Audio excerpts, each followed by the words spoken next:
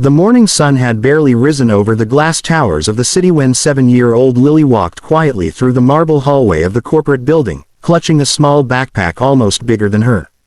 She had been told to wait in the reception area while her mother attended an urgent meeting, but the silence around her felt too heavy. Her eyes drifted toward the CEO's office as she tried to distract herself, yet her trembling hands revealed that something deeper was wrong, something she hadn't dared to say to anyone yet.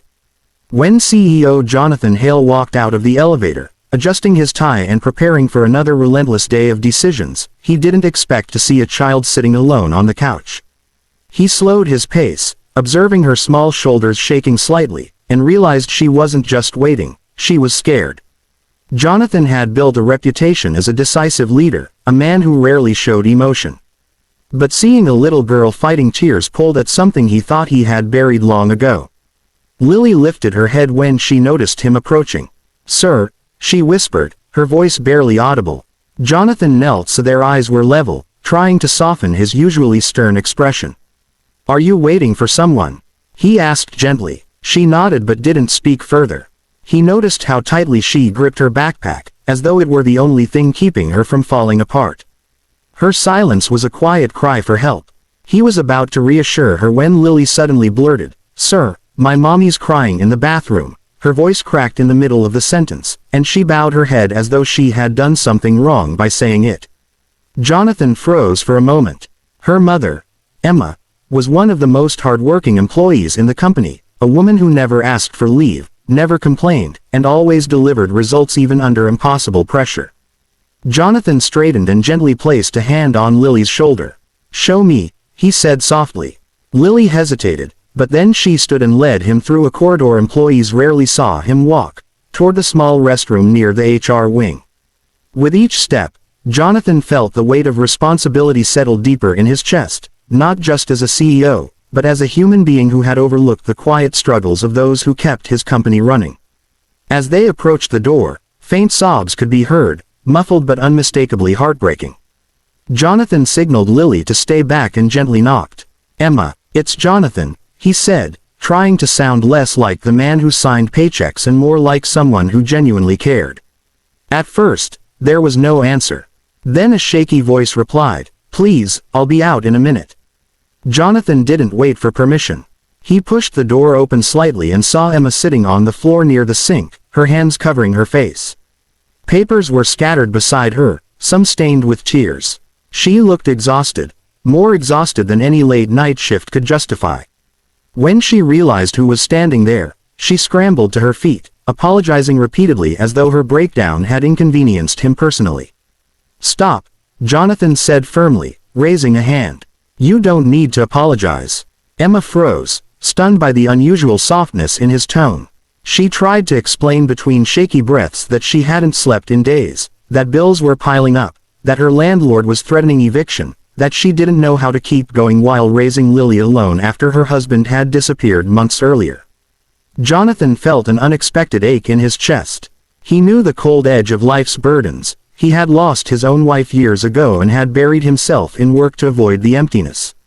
Hearing Emma's words, seeing her struggle to stand upright from emotional exhaustion, made him realize how blind he had been to the silent suffering of the people working just a few floors below him. He stepped closer and handed her a tissue from the counter. "Emma, why didn't you tell anyone?" he asked quietly. She shook her head, embarrassed.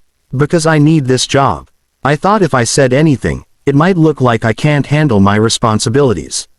Her voice cracked again, and she covered her face, ashamed that her daughter had witnessed her collapse. Jonathan looked at her, then at Lily waiting anxiously outside the door. In that moment, something inside him shifted. This wasn't about performance evaluations or deadlines. This was a mother falling apart behind closed doors while carrying a workload meant for 3 people. He realized he had the power to change something, not just for her, but for many others silently drowning in similar struggles. He guided her out of the bathroom and brought her to a small private conference room.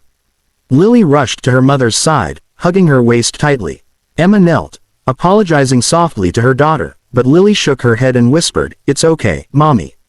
I just didn't want you to cry alone." Jonathan leaned against the table, watching the two, feeling the weight of his own past echo in the moment. "Emma," he began, "from today, you're taking paid leave for as long as you need." Emma gasped, her eyes widening. She tried to protest. "Sir, I can't, I need the hours," but he cut her off. "You need rest more than you need overtime. Your job is secure. You're not losing anything." The relief that washed over her face was immediate and overwhelming. But Jonathan wasn't done. He noticed the eviction notice tucked between her documents.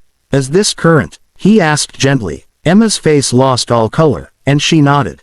Jonathan took a breath, remembering the nights he had spent alone with his grief, wishing someone had stepped in for him. "Your housing situation will be handled. I'll cover your rent for the next 6 months, and HR will help you enroll in assistance programs." Emma's lips trembled as she tried to form words, but her voice failed her. Lily looked up at Jonathan with wide eyes full of gratitude and confusion. "Why are you helping us?" she whispered. Jonathan knelt so he could look her in the eyes.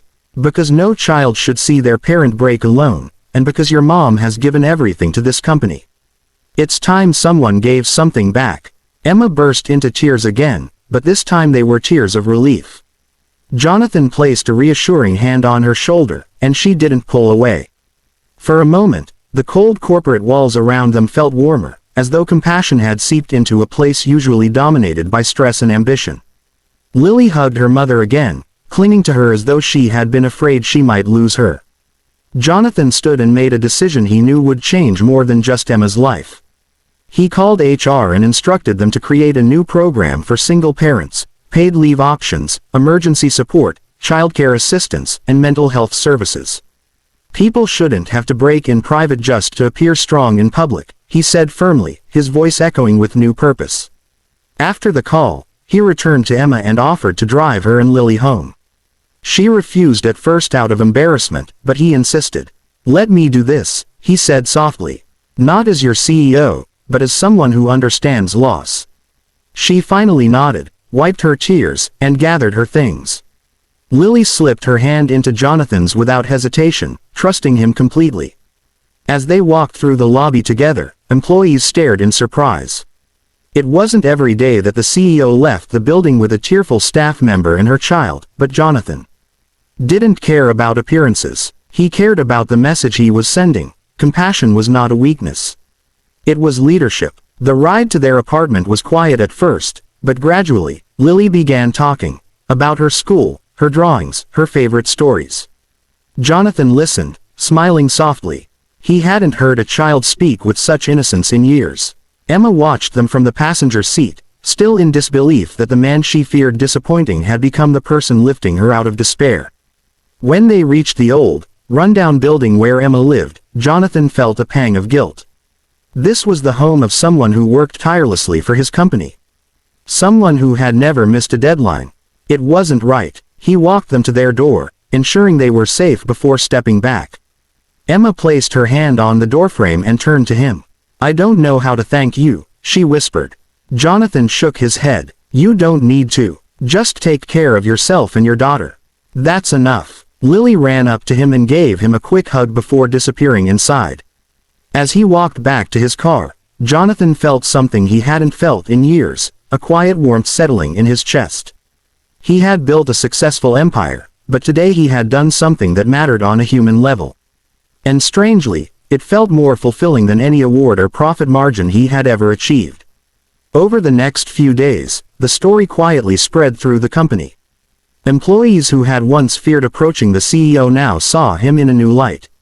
Jonathan didn't address the rumors. Instead, he focused on implementing the new support programs. He made it clear that no one would face their struggles alone again. Emma, meanwhile, spent her days resting, playing with Lily, and slowly finding the strength she had lost. Each morning, she received messages from HR checking in, offering assistance, making sure she felt supported. She couldn't believe the transformation that one moment of vulnerability had sparked.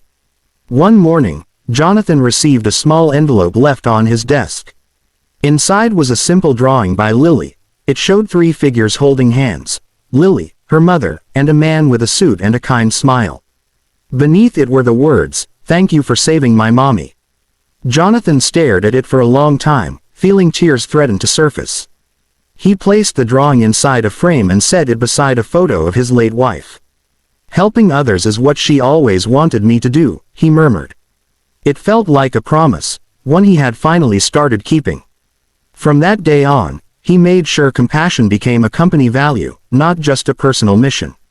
And though the world outside continued spinning with deadlines, stress, and deadlines, inside that company something had changed forever. All because a brave little girl had whispered, "Sir, my mommy's crying in the bathroom," and a CEO decided to step in and do something no one expected, not as a boss, but as a human being with a heart still capable of healing others.